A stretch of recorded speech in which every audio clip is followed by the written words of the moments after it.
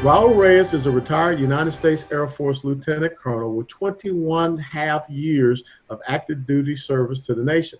Raul was born and raised on the border town of Del Rio. His father legally migrated to that city of Del Rio from Mexico in his teenage years. Texas has always been home to Raul, and he has proudly called District 23 home his entire life. He permanently lives in a home that he built in Medina County, which is Castroville, Texas, just outside of San Antonio. Raul is a small business owner. He owns a construction company. He has been building homes since 2000, and his endeavor started as an effort to build smaller, quality, affordable homes for newlyweds, veterans, and the elderly. Concurrently, while he was still in the Air Force and where possible, he built 1 or 2 homes a year, talking about a little double dipping there. In 2014, when he returned from overseas, he ramped up his own home building efforts to 4 homes a year and has since been building up his small business. Since his retirement from the United States Air Force, he builds anywhere from 6 to 8 houses a year, and he knows how to create jobs, handle multiple projects, and balance complex budgets. So, Raul, thanks for joining us. Hey, thanks for having me, Alan. Good to see you again. You look terrific as always. Well, thank you very much. I'm trying to stay safe and healthy as we deal with all of this. I call it illegal martial law and this house arrest. And it's very interesting that, we talk to you as a small business owner, someone running for Congress. I believe that that's a critical and important aspect that we need to have in our members of Congress. So first and foremost, kind of give us an update on your race, because I know you're going into a runoff here a little bit in the month of July, if I'm correct. That's right. July 14th is the runoff. And so we were one of 2 that get to go to July. 6 to 10 July is the early voting, folks. And, I'm going to tell you straight up, Alan, we're up against the establishment crowd here. We're grassroots, born and raised in Del Rio, like you mentioned, business owners. If we're going to build this economy again, and we need to, let's send the home builder, somebody who's created businesses, jobs, back to DC or to DC so we can get something going quickly. Well, tell us a little bit more about Congressional District 23 down in South Texas. Yep. So it's the western part of Bexar County, which is San Antonio, all the way out to El Paso. In fact, it clips El Paso down there by Zaragoza Street. So if you're familiar with Fabens, Clint, Tornillo, it goes all the way up to, stays underneath Midland, Odessa there by Rankin and, of course, McCamey, Texas, and then it comes down to Sonora. So it's 29 counties, 800 miles of border. You and I have been there before by the river where there is no wall, and we need to secure the district for sure and the United States. Now, when we talk about securing the border, what have you seen as a result of this COVID-19 issue? How has that had effects upon the border? Are we seeing increased trafficking across the border? Or are things pretty much so stabilized, or maybe even dropped a little bit? Yeah, the numbers have steadily dropped some. But the most critical part, Alan, about the coronavirus, COVID-19, is that we were a month into locking down, trying to stay safe in the United States. And of course, like I said, we have 800 miles of border. And then we found out that the president of Mexico, and I put a post out there, a media press release, saying that he had barely started to take measures to counter, doing social distancing or whatever he needed to do on his side of the border. So it goes to why we need security on this border. However many folks are coming over, if our neighbor is running through some pandemic numbers, we need to be able to control that and keep Texas families safe. And that's always been my case from day one. I said, I'm here to secure the border and then bring jobs back to the district. And, when you talk about bringing jobs back to the district, I want to take it down the path of, Elon Musk just recently talked about, he threatened the folks out there in California, if they continue with this again, illegal martial law and this lockdown and what have you, and the draconian practices that you see with Gavin Newsom, he's going to pick up and move. And he has already put it out there. It's either Texas or Nevada. How great would it be to have, that type of, automobile facility or plant come into South Texas and potentially come into the Congressional District 23?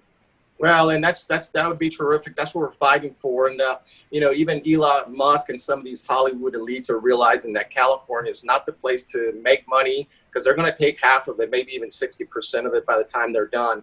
And Elon Musk is a businessman, so he's looking for that place that, of course, he can nurture and build his business. Well, guess what, folks? That's Texas. It's always been Texas. We're free here. We love liberty, and we love having businesses. But bring it to District 23. And, it's funny, they're in Austin where all the liberals live. They're all talking about bringing Elon Musk down, but they want him to go to Austin. Well, we want them to come to District 23. Highway 90, Del Rio, which you've been to before. Mm-hmm. Those are places that, it's funny, I was having breakfast this morning with a lady that worked at Levi Strauss, and there was another gentleman that used to work at Wrangler up in El Paso. And they're all gone. All those industries are gone. Over the last 30 years, globalism killed it. And Elon Musk is realizing that being in California is not the place to grow your business. So, yeah, bring it here. Bring it to District 23. It's an interesting thing that you also bring up. When we look at this COVID-19 issue, we know about how we need to cut off these supply lines that we have into China, especially our critical medical supply lines. Do you see that as another opportunity to get more jobs, production, manufacturing down into Congressional District 23? And what type of things would you advocate to see move from, let's say, the China into back here into Texas, into the district you'd like to represent? Yeah, absolutely. From day one, I'm the guy touting that we need jobs. When you grow up here, you realize that globalism killed the industry, anything and everything we've had here, and you realize that China is not your friend. And you and I have had a lot of experience in the military, of course, and you know who the friends and the foes are. And I've always said China is not our friend. And so, yeah, it's a large trading partner, but it holds the keys to ventilators, penicillins, antibiotics, large items in the medical. And by the way, in the technological field, I tested the Predator and the Global Hawk, these unmanned aerial vehicle drones. And what we realized in a lot of situations, especially coronavirus, is those critical medicines are made somewhere else. And by the way, they threaten to withhold it because they're trying to take care of their family and friends too first. And it's just national security for them. So those are the items I would bring here. Down in San Antonio, north of I-10, there's a lot of pharmaceutical companies there.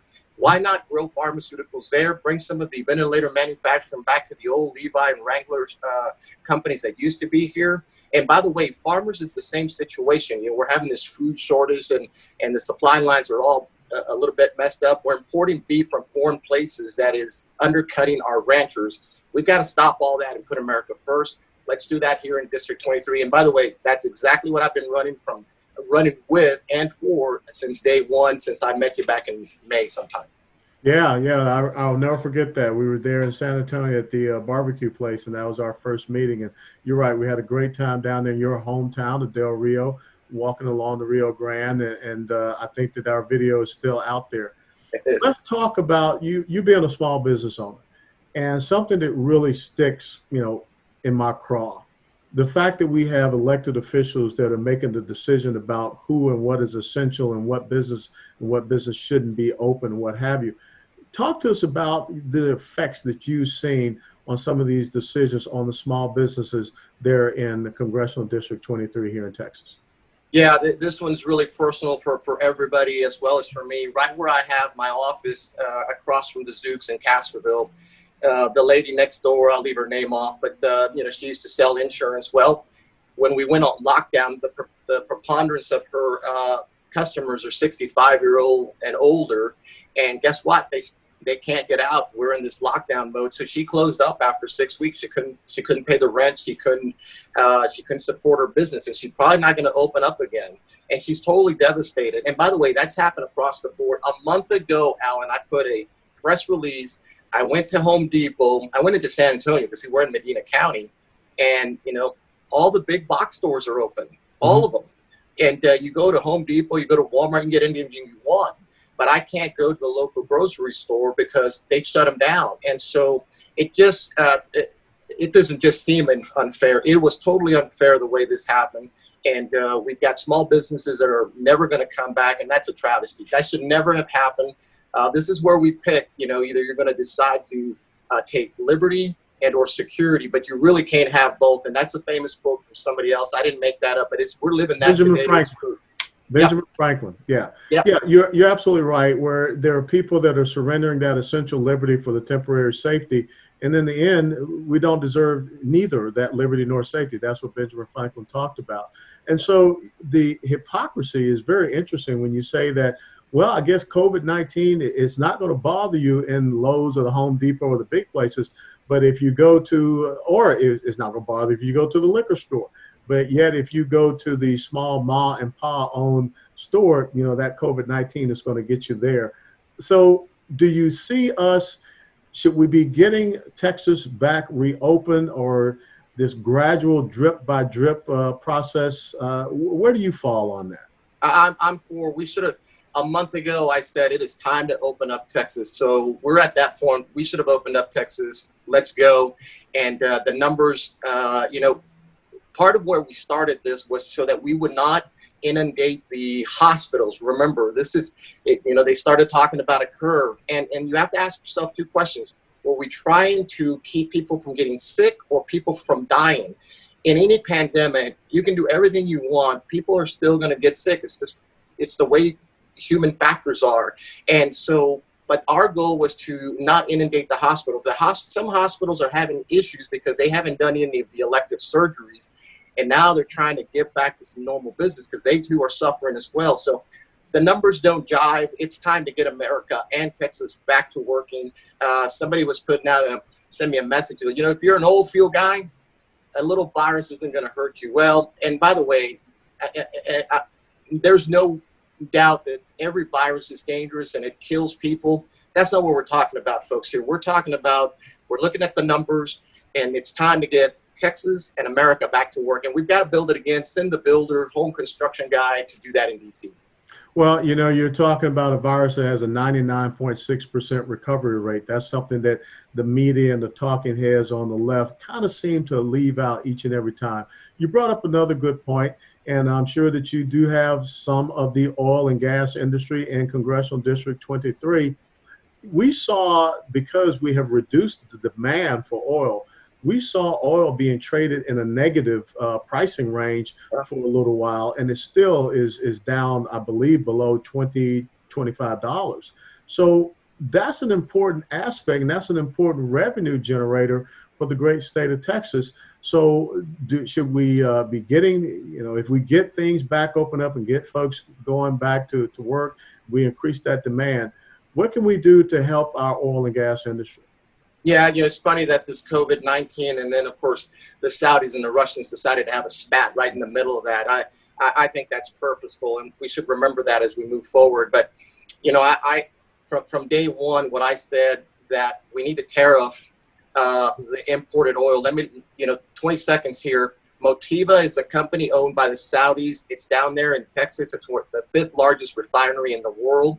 The Saudis bring 1 million barrels of oil to that place every day. They refine it and sell it to us. So now watch. We are the #1 oil producer in the entire world. We ought to be the baseline for all oil prices, but because we have the Saudis in there, they drop their oil to $10 a barrel to sort of get into this food fight, so to speak, with the Russians. And we're the ones who suffer the consequence. That should never have happened. And we need to look at those things. Donald Trump secured the steel industry here about a year or two ago. Remember, we no more buying some of that cheap China steel. Well, we need to stop buying that cheap Saudi oil. We've got it right here. We're self-sustained.